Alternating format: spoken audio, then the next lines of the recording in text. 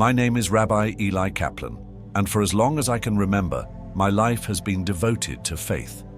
Every day, my heart, energy, and purpose have been directed towards serving God and guiding those who seek wisdom. As a spiritual leader, my mission has always been clear: to uplift my community and remind them of the eternal truths found in the Torah. For decades, I believed my faith was unshakable, my understanding of God unbreakable. But life has a way of testing even the most deeply rooted beliefs. I was born into a devout Jewish family where God's presence was interwoven into every moment of our lives. My earliest memories are of my grandfather, a man of deep conviction, sharing the stories of the prophets, Moses parting the Red Sea, Elijah calling fire from heaven. I listened with awe, feeling an unshakable connection to these narratives of faith and divine intervention. By the time I was a young man, my path had been set. I would dedicate my life to God, study His Word, and guide others along His path. Becoming a rabbi felt as natural to me as breathing.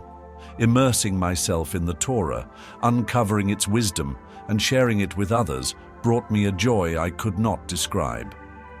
For decades, I led prayers, taught scripture, and delivered sermons to my congregation. I stood by them in their happiest moments and in their deepest sorrows, officiating weddings, blessing newborns, sitting beside them in hospitals, and mourning with them at funerals. These were not merely responsibilities, they were sacred privileges, opportunities to serve God by serving His people. Each morning began the same way. Before sunrise, I would wrap myself in my tallit, recite the morning blessings, and feel the words connect me to generations of Jews before me. Leading services and teaching Torah were the greatest joys of my life. When I saw the light of understanding in someone's eyes or received the gratitude of someone I had counseled, I felt a profound sense of purpose. My faith wasn't just something I practiced, it was the very essence of who I was. But even the strongest faith is not immune to the trials of life. At first, it was just fatigue, the kind you dismiss as a byproduct of aging or working too hard. I told myself it was nothing. After all, a rabbi's work is never truly done, and I had long since learned to push through exhaustion. But then a dull ache settled in my stomach. Over time, it grew sharper, more persistent. I tried to ignore it, to pray through it, but it would not go away. My wife, Rachel, noticed. She has always been my rock. When she insisted that I see a doctor, I agreed, not because I truly believed something was wrong, but to ease her concern. I remember the day of my diagnosis vividly. Sitting in the doctor's office, I heard the words, but they felt unreal. Stage 4 pancreatic cancer. The phrase echoed in my mind, heavy and inescapable. It felt as though the very ground beneath me had disappeared. I thought of the families in my congregation who had faced similar diagnoses, how I had comforted them with words of faith and hope. But now, those same words felt distant, as if they belonged to someone else. As Rachel and I left the doctor's office, I saw the fear in her eyes. She was silent, and so was I. What was there to say? But as the reality of my condition settled in, I made a decision. I would face this challenge the only way I knew how, with faith. I prayed for strength, for clarity, and for the courage to walk this path, however difficult it might become. Treatments began shortly after. Chemotherapy was brutal, worse than I had imagined. The nausea, the weakness, the way my body seemed to betray me. Yet I held on to my faith, praying even in my weakest moments. When sleep eluded me, I whispered verses from the Psalms, clinging to words that reminded me that God was with me, even in the valley of the shadow of death. Still, in the quiet hours of the night, doubt crept in. Why was this happening to me? Had I failed in some way? But each time my mind wandered into uncertainty, I returned to the stories of the prophets, of Job and his unwavering trust in God, even in the face of unimaginable suffering. I reminded myself, this was my test, my chance to prove the depth of my faith. Yet despite my resolve, the illness took its toll. My body weakened with each passing day. Even the simplest tasks became monumental. My family tried to stay strong, but I saw the worry in their eyes. Then came the night that changed everything. After an exhausting day of treatment, I barely made it to my chair. The pain in my stomach was unbearable, but then something new happened, a tightness in my chest, sharp and relentless. I tried to call Rachel's name, but the words would not come. My vision blurred, and suddenly everything went dark. And then it happened. A moment that would change everything I believed. I saw myself lying there, motionless, my chest eerily still.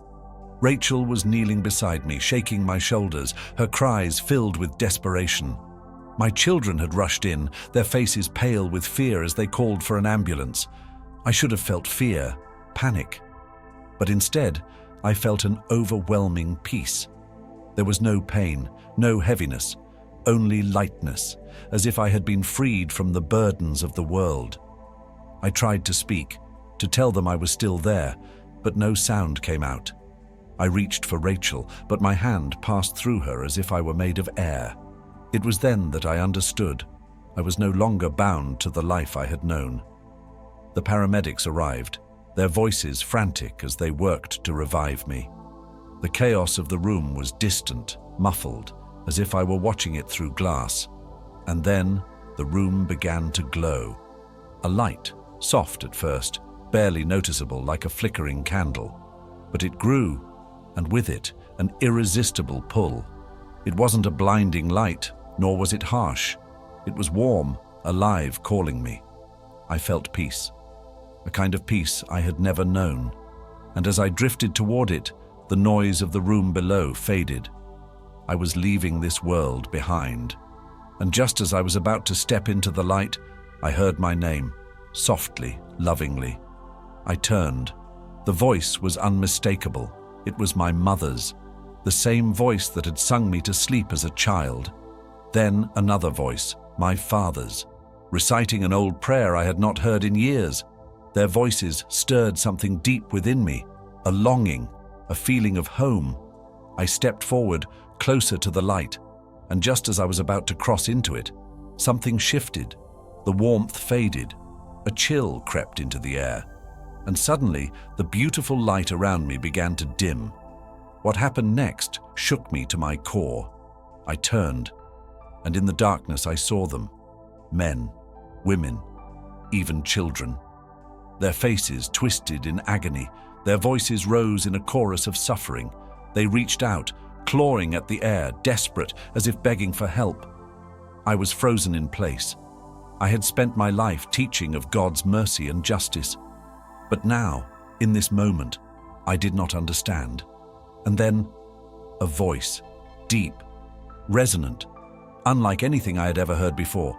It was not angry, but it carried weight, and it spoke a single question. Eli, who is God? The voice cut through the darkness, filling the space with a power that silenced everything around me. Eli, who is God? The words struck me with a force greater than anything I had ever felt. I had spent my life studying, teaching, and praying. The answer should have been simple, yet in that moment, I hesitated. The voice spoke again. Have you truly known me? I opened my mouth to respond, but no words came. Had I truly known him? Of course I had. Had I not spent my life devoted to studying his word? Had I not followed his commandments, prayed and guided others in faith? But the more I reached for an answer, the more uncertain I became. The question wasn't about rituals, it wasn't about law, it was about knowing. And in that moment, I wasn't sure I did. As I stood there, the darkness around me began to shift. The question had unlocked something, and now the void filled with visions, scenes from both the past and something beyond time itself. I saw Abraham standing on Mount Moriah, his hands trembling as he prepared to sacrifice Isaac, his faith unwavering even as he raised the blade. I saw Moses on Mount Sinai, the stone tablets glowing with divine fire, the voice of God echoing through the heavens. These were the stories I had told countless times. But then the visions changed. I saw a man I did not recognize, walking along a dusty road. His face was filled with peace, his presence radiating something I could not explain. People surrounded him, fishermen, laborers, women and children, all hanging on to his every word.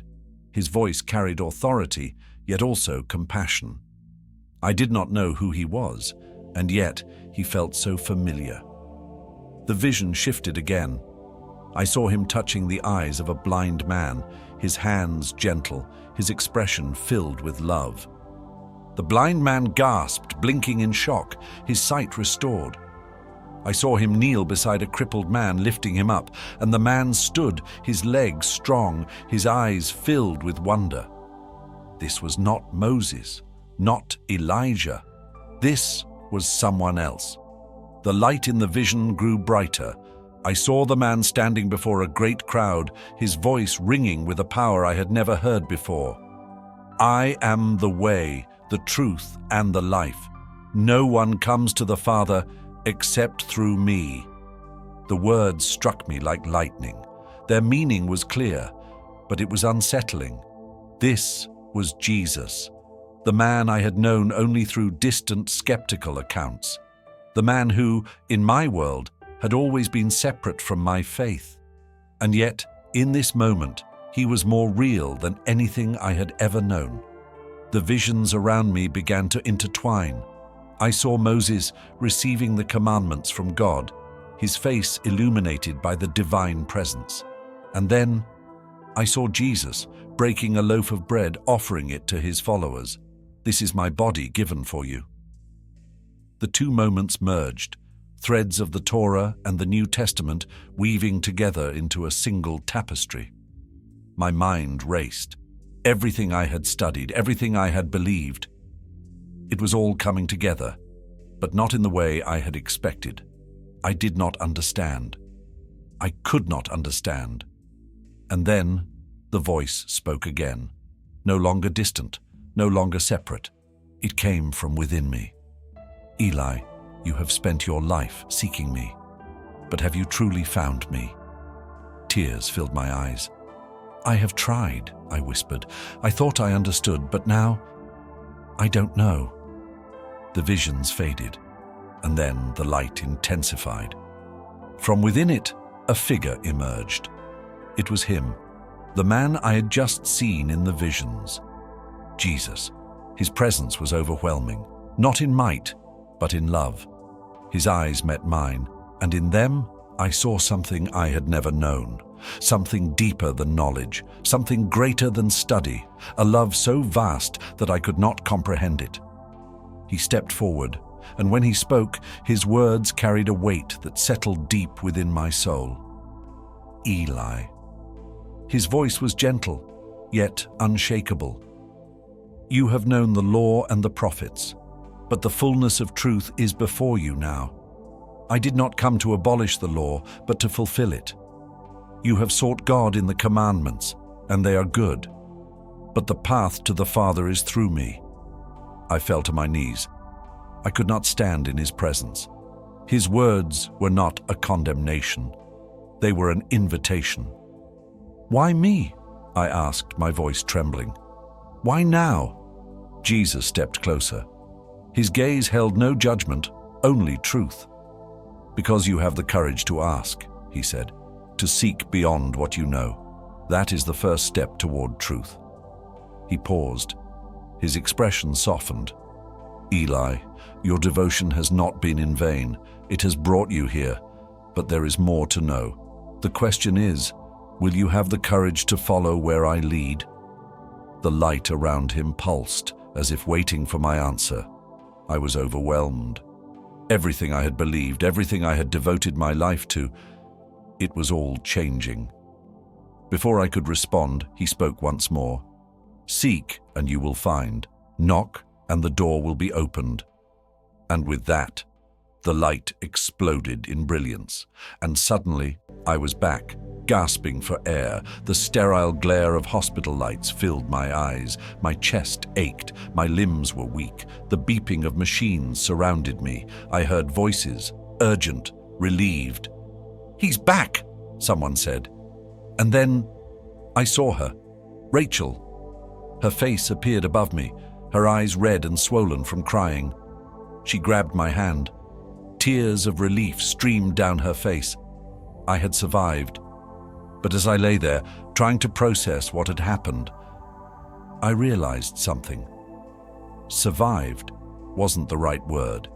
I had been somewhere else. I had seen something beyond this world, and the weight of it was crushing. The hospital became my home for the next few days as doctors monitored my recovery. Medically speaking, my survival was unexplainable. Given how close I had been to death, they couldn't understand how my body had stabilized so quickly. But for me, the physical healing was secondary to the storm raging inside me. What I had seen, what I had heard, my encounter with Jesus, it refused to leave my mind. It wasn't a dream. It wasn't a hallucination. It was real. More real than anything I had ever experienced. Yet it left me with more questions than answers. At first, I tried to bury it. I returned to my prayers, whispering the words I had recited my entire life. But they felt different now, hollow, almost unfamiliar. The teachings I had devoted my life to suddenly felt incomplete, as if something fundamental had been missing all along.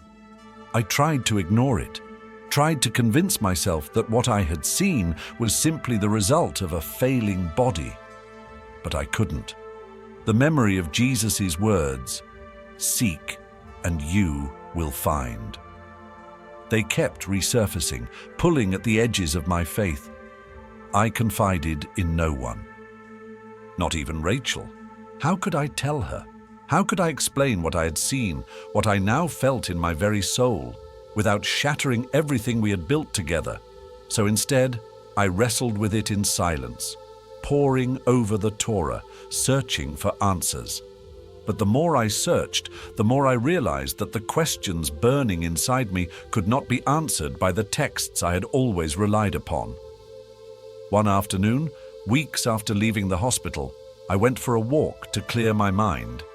And that was when I saw it. A small church nestled between two buildings.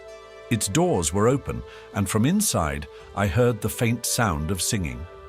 I should have kept walking, but I couldn't. That same pull I had felt in the vision, the one that had drawn me toward the light, was now pulling me toward this church. I hesitated. I felt out of place, but something deep inside urged me forward. I stepped inside. An older man in clerical robes greeted me warmly. He introduced himself as Pastor James and invited me to sit. Before I knew it, I was pouring out my story to him. The illness, the vision, the voice, and my encounter with Jesus. He listened without interruption, his expression one of quiet understanding. When I finished, he handed me a Bible. "You've been given a gift," he said gently. "It's not an easy path, but truth rarely is. Perhaps this will help." At first, I was hesitant. Opening that book felt like crossing a line, stepping into unfamiliar, even forbidden territory. But one night, unable to sleep, I picked it up. The words were foreign, yet strangely familiar. They resonated with the same power and authority I had felt in the vision. As I read about Jesus' life and teachings, pieces of the puzzle began to fall into place. His words about love, grace, and truth spoke directly to my heart, answering questions I hadn't even realized I was asking.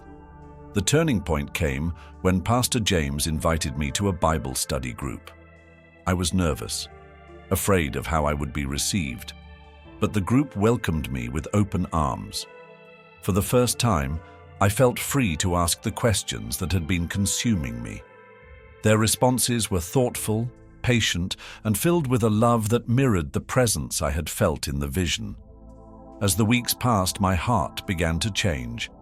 The doubts that had weighed me down started to lift, replaced by a peace I had never known. The teachings of Jesus didn't conflict with my understanding of God. They completed it.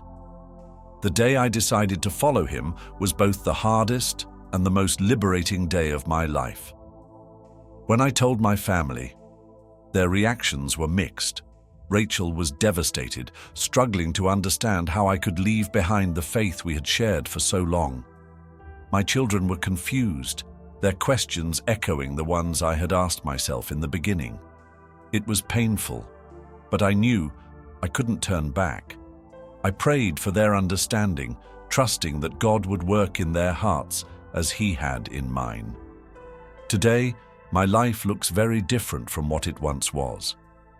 I still carry the lessons of the Torah with me, but they are now illuminated by the light of Jesus' teachings. I share my story not to convince anyone, but to testify to the transformation that is possible when we seek truth with open hearts. If my story has resonated with you, I encourage you to comment your name below so we can pray for you. Each of us is on a journey, and prayer is a powerful way to find guidance and strength. Thank you for watching. If you'd like to hear more incredible stories of near-death experiences, check out the videos on the screen. Don't forget to like, share, and subscribe to support our channel. May you find peace and truth on your journey.